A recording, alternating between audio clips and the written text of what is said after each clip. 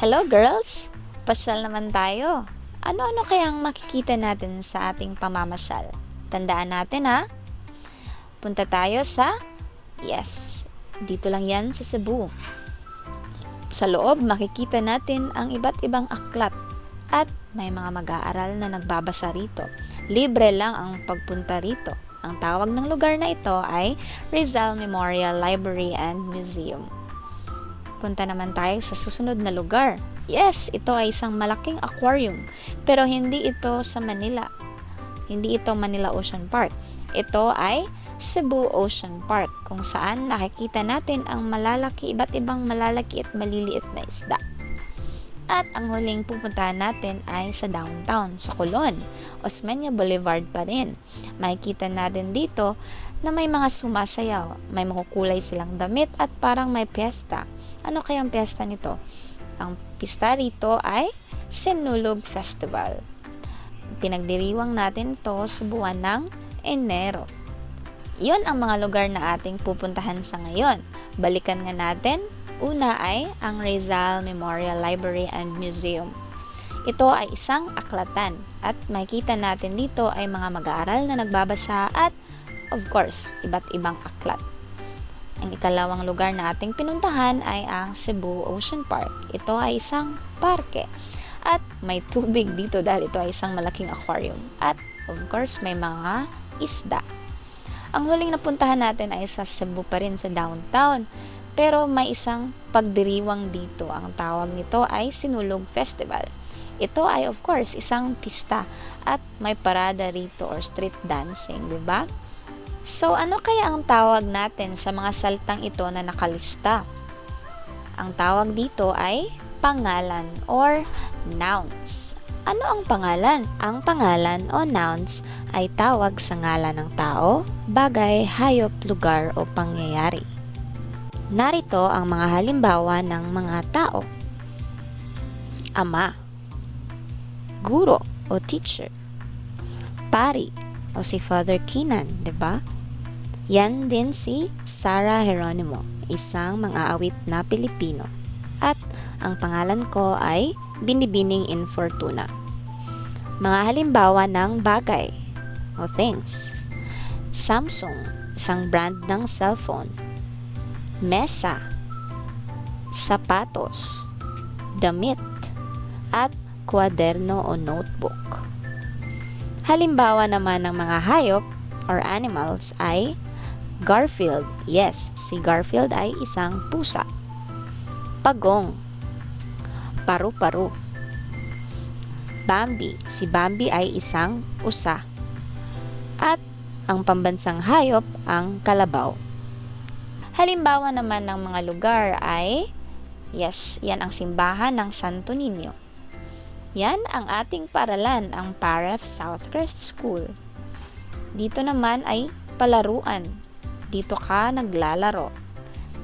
Ito naman ay ang Pilipinas. Ito ang mapa ng Pilipinas. Pero ang lugar ng Pilipinas ay napakaganda.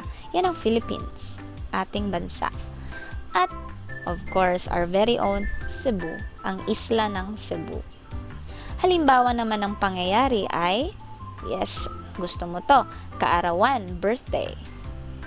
Ang Pasko ay malapit na rin. Ang sinulog ay sa Enero naman. Ang araw ng mga guro ay sa Oktubre, or Teacher's Day. At ibang halimbawa ng piyesta ay Pahiyas Festival. Okay, so yon ang mga iilan sa halimbawa ng mga pangalan. Ang pangalan ay may dalawang uri o kinds. Unang uri ay pantangi. Ang pangalang pantangi ay tiyak o specific ngalan ng tao, bagay, hayop, lugar o pangyayari. Nagsisimula ito sa malaking titik or big letters. Ang ikalawang uri naman ay pangalang pambalana. Ito ay karaniwan o common ngalan ng tao, bagay, hayop, lugar o pangyayari. Nagsisimula naman ito sa maliit na titik or small letters. Unahin natin ang pangalang pantangi. May mga halimbawa ako rito ng mga pangalang pantangi. Again, ang pangalang pantangi ay tiyak na ngalan. Jose Rizal. Si Jose Rizal ay ang ating pambansang bayani. Ito ay isang tiyak na ngalan ng tao. Smigol naman, paborito mo to, di ba? Ang smigol naman ay isang tiyak na ngalan ng bagay or brand ito ng bagay. Ang Miming naman or si Miming naman ay isang tiyak na ngalan ng hayop. Pangalan niya ng isang hayop.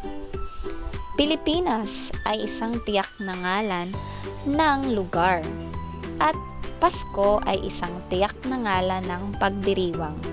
In other words, these are proper nouns.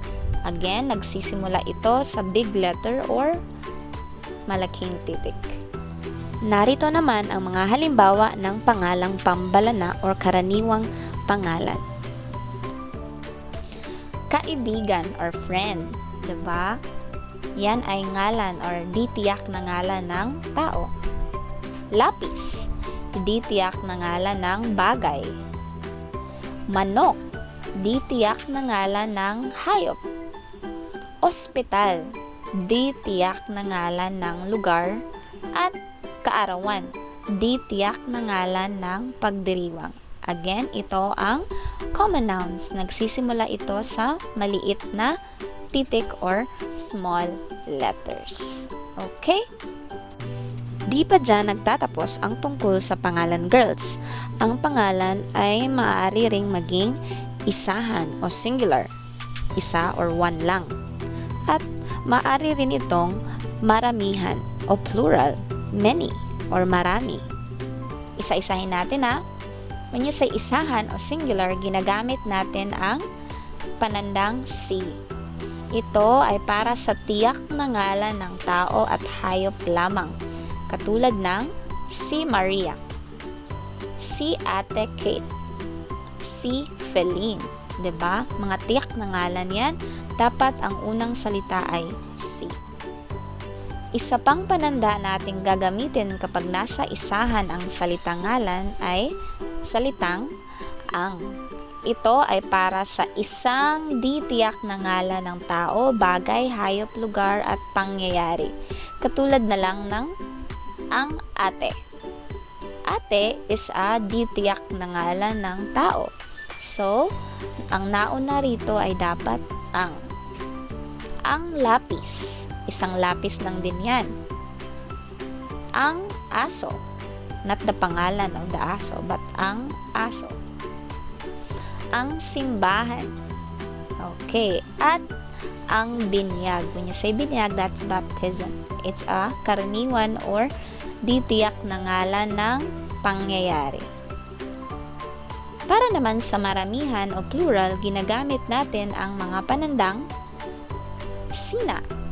Ito ay para sa dalawa o maraming tiyak na ngalan ng tao o hayop. Katulad ng sina Alex at Kate, sina Feline at Garfield. Halimbawa, sina Carla, Gab at Vina. Okay, nagsisimula yan lahat sa malaking titik. Ang ikalawang pananda na ating gagamitin kapag maramihan ay ang mga. Para ito sa dalawa o maraming di tiyak na ngalan ng bagay, hayop, lugar at pangyayari. Katulad ng ang mga ibon. Okay, maraming ibon, kaya ang mga. Maraming aklat or books, kaya ang mga aklat.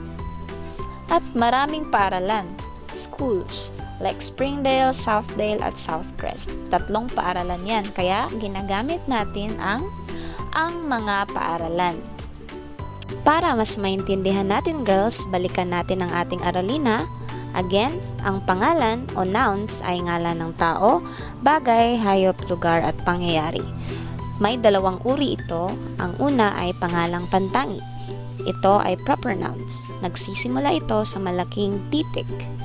At ikalawang uri naman ay pangalang pambalana o common nouns.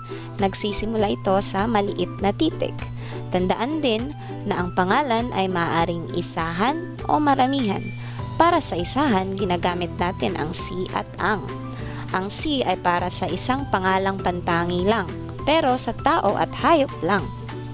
Ang naman ay para sa isang pangalang pambalana. Para naman sa maramihan, ginagamit natin ang sina at ang mga. Sina para sa maraming pangalang pantangi para sa tao at hayop lang, at ang mga naman para sa maraming pangalang pambalana. Sana ay naintindihan mo ang ating aralin ha. Tandaan girls, ang mga pangalan ay nasa paligid lang natin. Kahit saan ka magpunta, may mga pangalan tayong makikita. Kaya, tandaan at pahalagahan natin sila ha. Paalam at salamat!